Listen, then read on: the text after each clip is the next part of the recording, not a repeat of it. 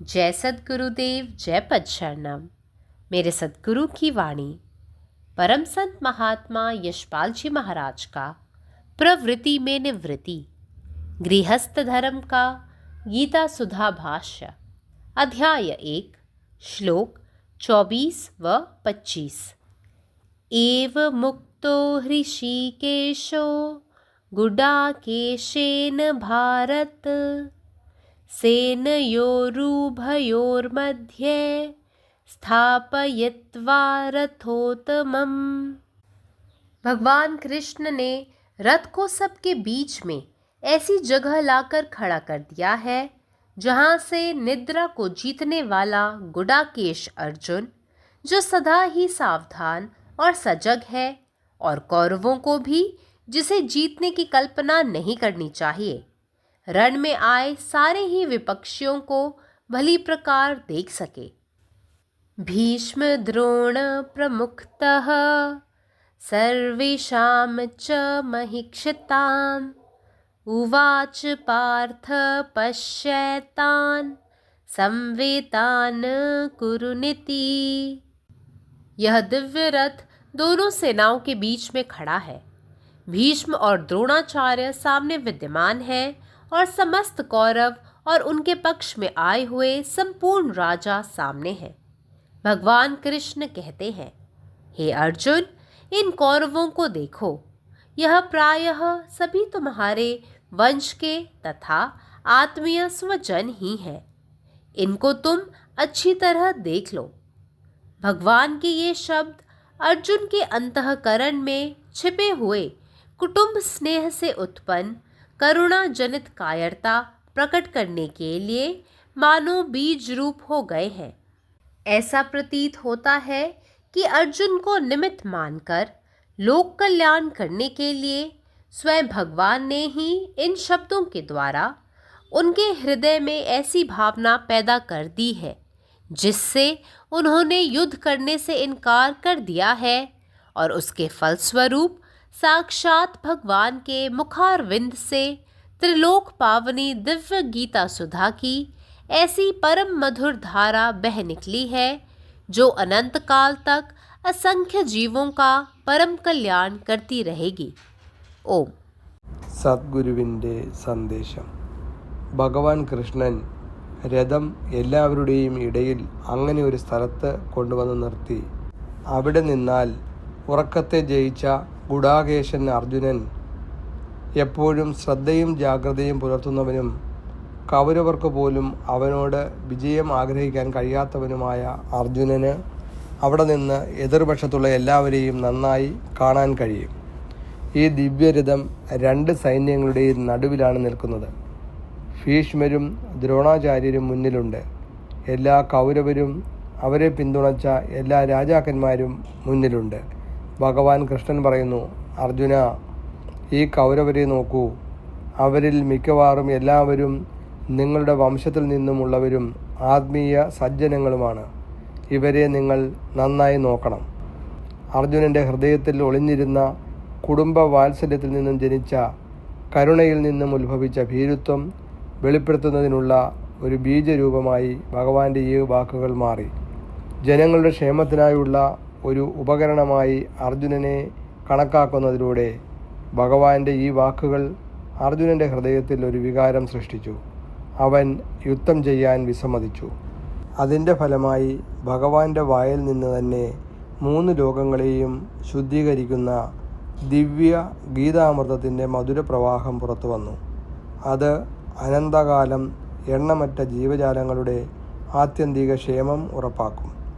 പരമാത്മാവ് നീ തന്നെ, നിൻ്റെ ഇഷ്ടം പൂർണ്ണമാകട്ടെ. ജയ് സദ്ഗുരുദേവ്, जय पदशरणम.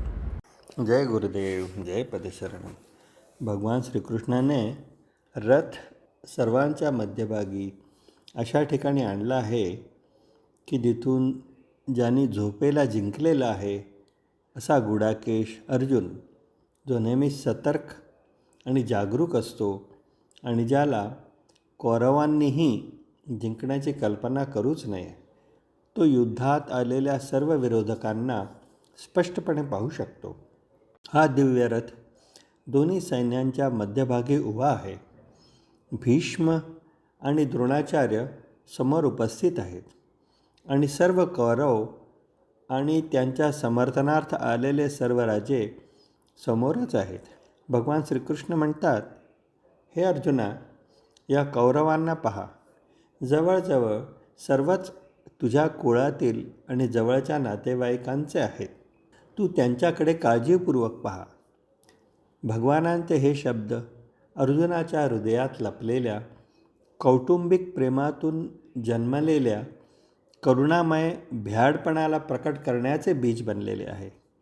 असे दिसते की अर्जुनाला लोकांच्या कल्याणासाठी एक साधन मानून स्वतः भगवंतांनीच या शब्दाद्वारे अर्जुनाच्या हृदयात अशी भावना निर्माण केली आहे की त्याने युद्ध करण्यास नकार दिला आहे आणि परिणामी स्वतः भगवंताच्या मुखातून तिन्ही लोकांचे शुद्धीकरण करणारा दिव्य गीता अमृताचा असा मधुर प्रवाह बाहेर पडलेला आहे की जो अनंत काळपर्यंत असंख्य जीवांचे परम कल्याण करत राहील.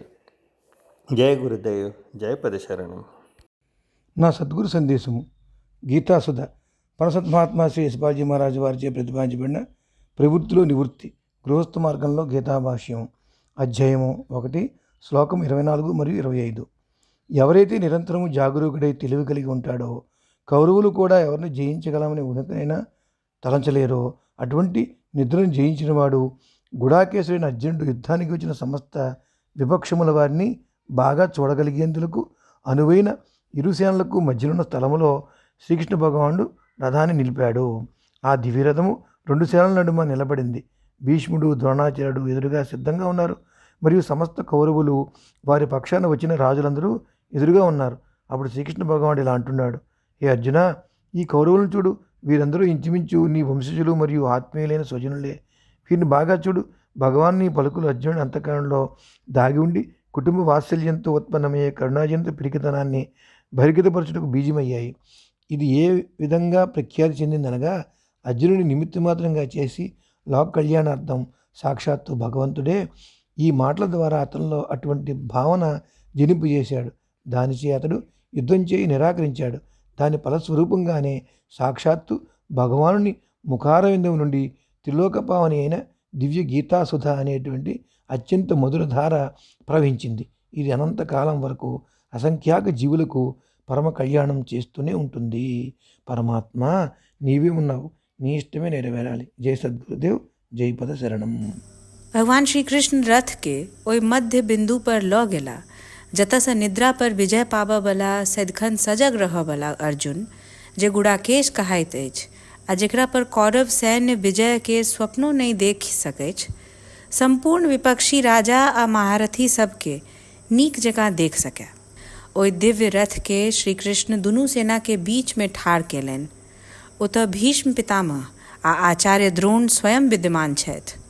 संगहि समस्त कौरव आ हुनकर पक्षक समस्त राजा सब युद्ध भूमि पर ठाढ़ छथि। तखन भगवान श्री कृष्ण कहैत छथि, हे पार्थ, ई सब कौरव आ राजा लोकनि प्रायः तोहर अपन कुल परिवार आ आत्मीय स्वजन छ। तो हिनका सबके नीक जकाँ देखऽ। ई वचन जेना भगवान स्वयं अर्जुनक अंतःकरण में घर केने कुटुंब स्नेहक बिहन रोपैत एकटा करुणा जन्मित कातरता के अंकुरित कऽ देलनि। एहन प्रतीत होइत अछि जे भगवान अर्जुन के एक निमित्त मानि लोक कल्याण हेतु आप रोपी ओहि हृदयस्थ मोह के जागृत कऽ देलनि, जाहिसँ अर्जुन युद्धसँ विरत भऽ गेल। यह स्थिति छल जेकर फलस्वरूप भगवान श्री कृष्णक मुखारबिन्दसँ त्रैलोक्य पावन गीता सुधा एकटा दिव्य ज्ञान सरिता प्रकट भेल, जे युग युगान्तर धरि अनगणित जीव प्राणिक उद्धारक हेतु नित्य निरंतर बहैत रहत। अखिल भारतीय संतमत सत्संग पंजीकृत दिल्ली, मुख्यालय B20 CC colony, Rana Pratap Bagh के सामने, दिल्ली। सत्संग आश्रम संत यशरूप तपोभूमि परिसर, अनंगपुर, जिला फरीदाबाद, हरियाणा।